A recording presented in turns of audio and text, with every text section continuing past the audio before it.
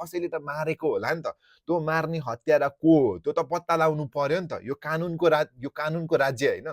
कानुनले पत्ता लगाउनु पर्ने होइन। अनि जस्टिस चाहियो क्या, इशान्त शर्मामाथि जस्टिस चाहियो। वी वान्ट जस्टिस क्या। यो देशमा कानुन छ भने होइन, कानुन, सुशासन, अझै त जेनजीको सरकार हो, सुशासन कायम गर्नको लागि आएको होइन। अनि खोइ त, के हाम्रो देशमा हतियारहरू यति धेरै पावरफुल भए हो? मान्छेलाई नालीमा हालेर केटीको ट्याग लगाइदिएपछि हत्यारा भाग्न पाउने हो हाम्रो समाजमा? वाट यो के हो क्या? कस्तो समाजको निर्माण हुँदैछ? अनि कानुनी राज भनेर यहाँनिर कानुनकै धज्जी उडाउने काम हुँदाखेरि पनि परिवारको हेर्नुहोस् बिजोग त्यस्तो छ।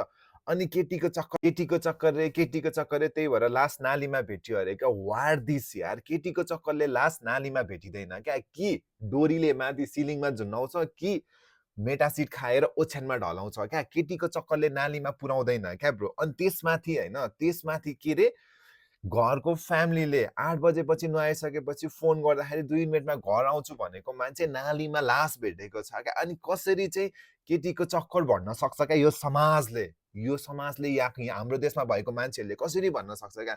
17 वर्षको फुच्चे जो जिम जान्थ्यो क्या, जसले उसले आफ्नो भविष्य सोचिरहेको थियो क्या, उसले परिवार सोचिरहेको थियो क्या, त्यो मान्छे केटीको चक्कर भनेर यस्तो हल्का टिप्पणी किन गर्यो क्या? जस्टिस दिनु पर्यो। ल